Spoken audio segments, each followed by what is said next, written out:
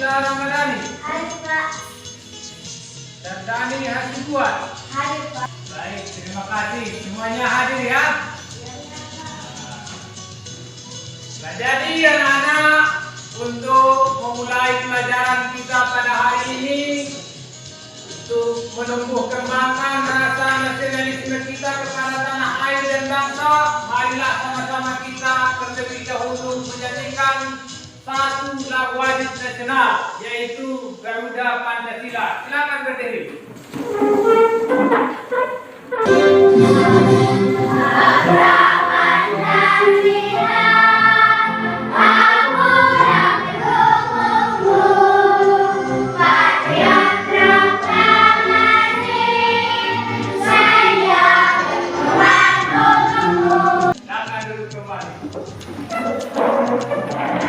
Nah, jadi bagaimana anak-anak, siap belajar? Siap Pak. Nah, bagaimana yang kelengkapan belajarnya? Sudah dibawa semua? Sudah Pak. Ya, Bapak tanyakan, mana bukumu? Ini Pak. Mana pedamu? Ini Pak. Iya, luar biasa. Nah, anak-anak, pada minggu yang lalu kita sudah belajar tentang pentingnya menjaga kebersihan. Pada minggu yang lalu Bapak sebutkan kebersihan adalah bagian dari Iya. Nah, jadi kita harus selalu bersih supaya terjaga kesehatan, kemudian dicintai oleh Allah Subhanahu wa taala. Nah, pada hari ini kita akan melanjutkan pelajaran dengan topik P5 PPRA. Nah, perhatikan ke depan. P5 PPRA. Kita ulangi, P5 PPRA. Anak-anak Bapak, apakah di sini sudah ada yang pernah mendengar istilah kalimat P5 PPRA? Sudah Pak. Nah, perhatikan, Bapak tampilkan apa itu P5. Ya. Nah, P5 adalah proyek penguatan Topik Sehat Pancasila. Kita ulangi, P5 adalah Topik penguatan Topik Sehat Pancasila. Kemudian anak-anak Bapak, PPRA adalah Topik Sehat Rahmatan lil Alamin. Jadi anak-anak Bapak sekalian, tujuan pembelajaran kita adalah proyek pendidikan yang bertujuan untuk memperkuat pemahaman dan pengamalan nilai-nilai Pancasila.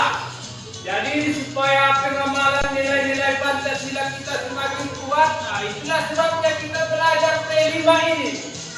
P5 PPRA. Kemudian tentang rahmatan lil alamin itu berisi konsep kebaikan dan keadilan dalam Islam, yaitu di kalangan pelajar. Pancasila. Ya, jadi luar biasa sekali ya bahwa P5 PPRA. Kita ulangi, P5 adalah proyek penguatan Topik Sehat Pancasila.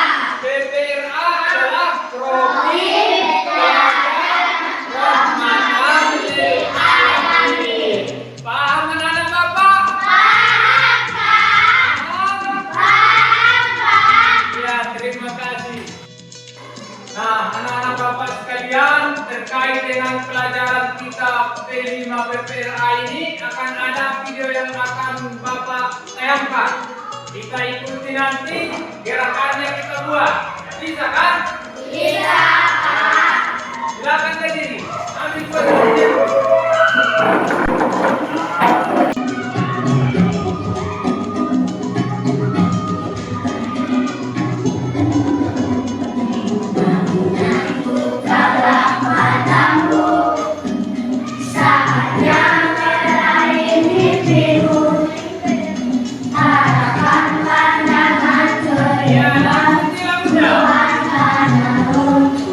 Kita belajar Pancasila.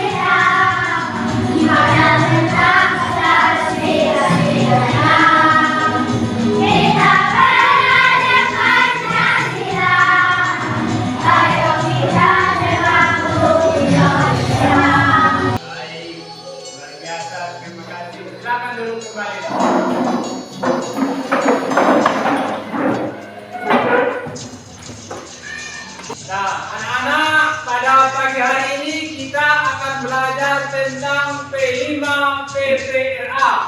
Nah, tadi sudah Bapak singgung sedikit tentang pelajaran kita hari ini bahwa P5 adalah proyek penguatan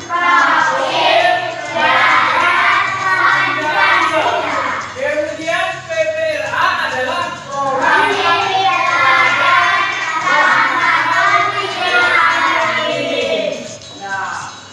adalah proyek pendidikan yang bertujuan untuk memperkuat pemahaman dan pengamalan nilai-nilai Pancasila. Kemudian PPRA adalah konsep kebaikan dan keadilan dalam Islam di kalangan pelajar. Nah, itu tadi yang Bapak sebutkan tadi ya. Nah, jadi apa saja muatan daripada profil pelajar Pancasila itu? Nah, perhatikan di depan ya. Yang pertama adalah beriman, bertakwa kepada Tuhan Yang Maha Esa dan berakhlak mulia. Kemudian berkebinekaan global. Kemudian gotong royong. Kemudian kreatif. Kemudian ya mandiri. Nah, jadi selanjutnya adalah profil pelajar rahmatan lil alamin. Yang pertama adalah berkeadaban, yang kedua adalah keteladanan, yang ketiga kewarganegaraan dan kebangsaan, yang keempat mengambil jalan tengah, kemudian yang kelima berimbang, selanjutnya yang keenam lurus dan tegak. Nah, jadi yang keenam ini adalah lurus dan tegak. Kemudian yang ketujuh kesetaraan, dan yang kedelapan musyawarah, kesembilan adalah toleransi, dan yang kesepuluh adalah dinamis dan inovatif. Nah, jadi itulah terkait dengan profil pelajar rahmatan lil alamin. Nah, selanjutnya tentang tema proyek kita pada hari ini. Nah, jadi tema proyek kita adalah hidup berkelanjutan. Apa anak-anak? Hidup berkelanjutan. Adapun topiknya adalah sampahku tanggung Sampahku sampahku tanggung jawabku. sampahku. Tanggung jawabku. Ya, luar biasa. Nah, jadi terkait dengan proyek kita, ini yang perlu kita ketahui mengenai sampah. Apa itu sampah? Sampah adalah suatu kegiatan yang tidak berguna lagi. jadi sisa-sisa atau pembuangan dari kegiatan kita yang tidak berguna lagi adalah sampah. Paham kan anak? Luar biasa. Selanjutnya, sampah digolongkan menjadi dua macam. Yang pertama ada sampah organik, yang kedua adalah sampah anorganik. Nah, anak-anak, sampah organik itu adalah sampah yang lebih mudah terurai dan membusuk, serta cenderung lebih mudah didaur ulang. Nah, apa contohnya? Contohnya adalah sisa makanan. Kemudian, iya, kayu. Apa lagi? Ranting dan daun. Nah, itulah contoh sampah organik. Jadi ada dua kan, sampah organik, kemudian sampah anorganik. Nah, sampah organik itu inilah contohnya: sisa makanan, kayu, ranting, daun, dan lain-lain. Nah, selanjutnya apa manfaatnya? Nah, tentu ada manfaat sampah organik itu. Sampah organik tadi mudah dia terurai. Nah, contohnya adalah manfaatnya bisa dijadikan kompos atau pupuk organik. Nah, kompos itulah pupuk organik. Nah, kemudian itu apa lagi?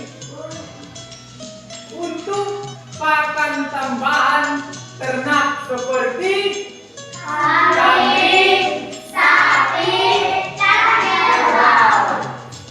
jadi sisa-sisa makanan kita seperti kulit pisang, daun-daun seperti sayur-sayur bisa menjadi pakan tambahan untuk ternak-ternak kita. Seperti dalam gambar ini, ada sapi-sapi yang makan sisa-sisa daripada buah-buahan dan sayur-sayuran. Nah, jadi bisa dimanfaatkan. Selanjutnya, anak-anak Bapak, sampah anorganik. Sampah anorganik adalah sampah yang sulit membusuk dan terurai. Bahkan di antaranya membutuhkan waktu sampai ratusan tahun.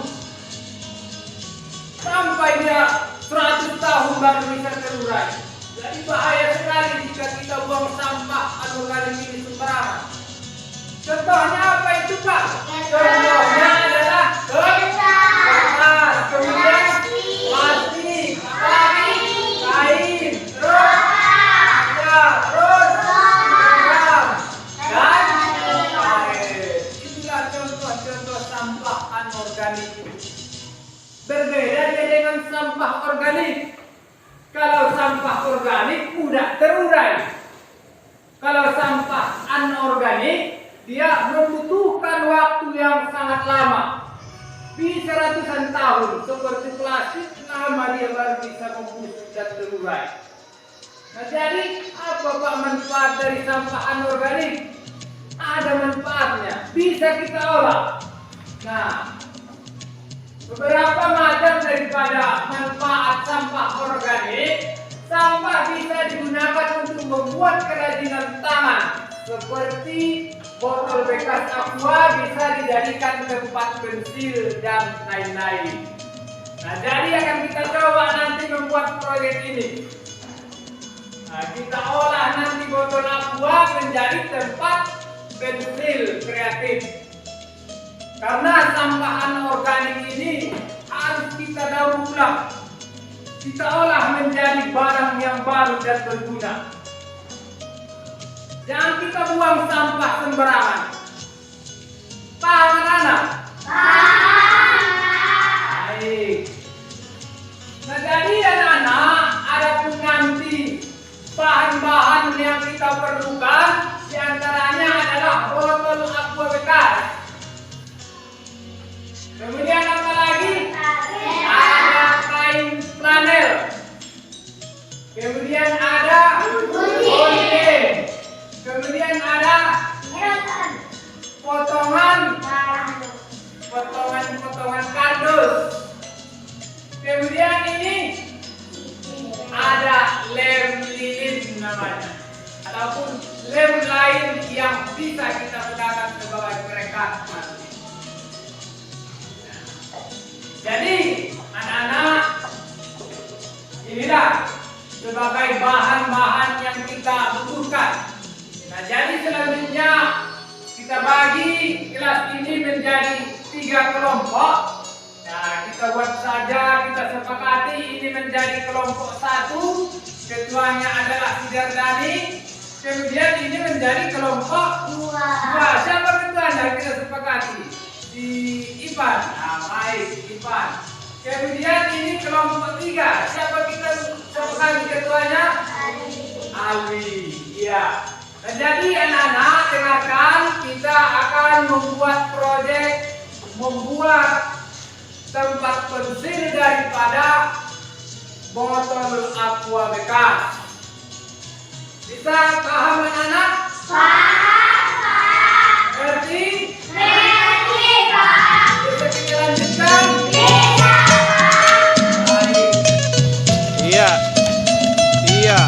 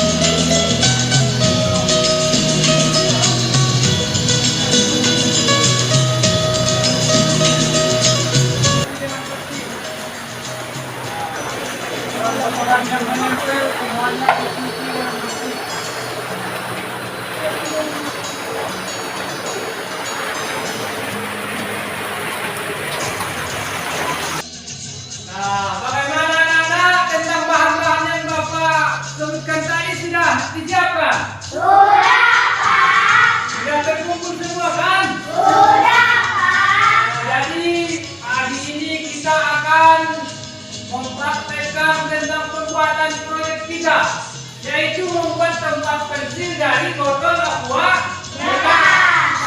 Nah, jadi bahan-bahannya tadi sudah Bapak sampaikan, dan caranya nanti botol aqua bekas ini kita potong.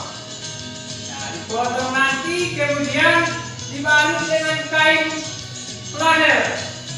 Nah, dibalut, dilem, kemudian tentang ini kardusnya ini nanti seperti ini, botol aquanya diletakkan, kemudian dibuat lingkaran, digunting, baru ditempelkan nanti kertas ini sebagai penghias, baru nanti dilem, ditempelkan lagi, nah, baru nanti dibuat motifnya sebagai penghias di sekeliling daripada botol aqua bekas ini supaya terlihat bagus dan elegan. Paham anak-anak? Paham, Pak. Bisa kita kerjakan? Bisa, Pak. Oke, kita mulai. Coba dikerjakan bersama-sama ya. Ya, ini nak. Ya, coba gunting dulu. Ya. Oh, ini. Nah. Ini banyak. Ya. Tadi.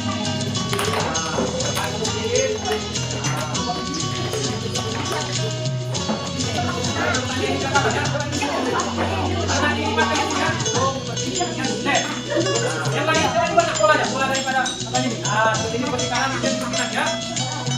Kanan, seperti ini, seperti ini. Ah, perhatikan. Ah, seperti kanan di kanan. Perhatikan. Yang lain coba. Buat tanda sini kakinya, supaya sudah. Kalau kita dulu anak kali putih. Ya, tahu dulu. Nah ini coba, nanti paling kanan seperti ini, lalu seperti kanan. Coba dulu, pakai tadi ya. Ah, seperti ini coba. Kan? Ya. Bagaimana sampai pada seperti ini komputer ini? Nah, seperti ini. Coba tinggal.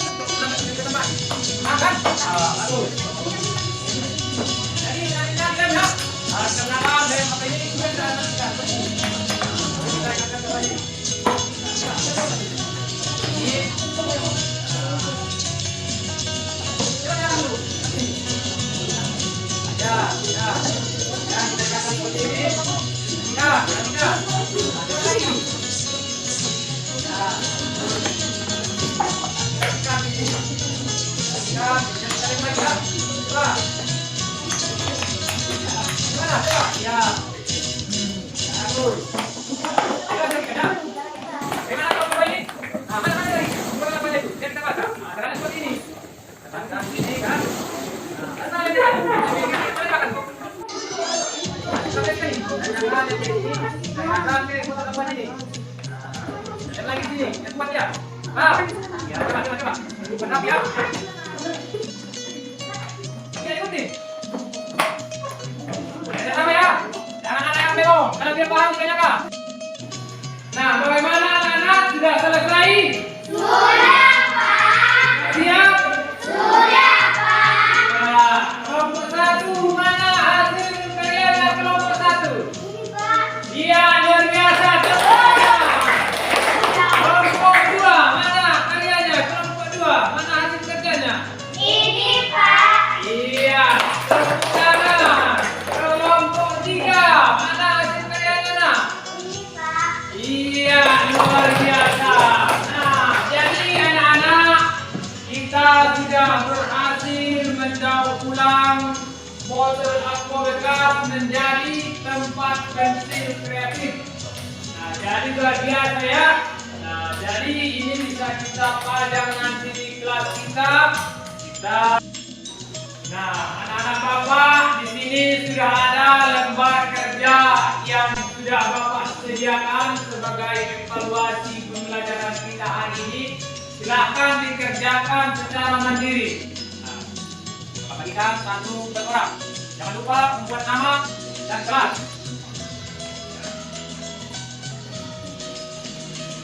Satu, jangan lupa membuat nama dan jam serta tanggal hari ini. Ya, dikerjakan secara mending. Waktunya Bapak berikan 15 menit. Ya, coba dikerjakan.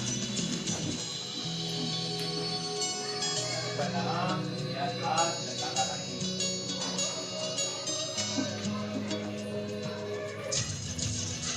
Anak-anak Bapak sudah selesai? Sudah, Pak. Kita kumpul ya dari kelompok 3 dulu mana? Iya, coba dikumpul. Kelompok 2 coba dikumpul tengahnya. Iya. Ya, terima kasih Pak Siswa. Kelompok 1 mana? Tadi buat tengahnya kan? Baik anak-anak Bapak sekalian, lembar kerjanya sudah Bapak kumpulkan. Nanti akan Bapak periksa dan akan Bapak bagikan di minggu depan. Dengan ini pelajaran kita pada hari ini. Marilah kita menutup pelajaran kita ini dengan bersama-sama membaca doa penutup majelis. Bismillah.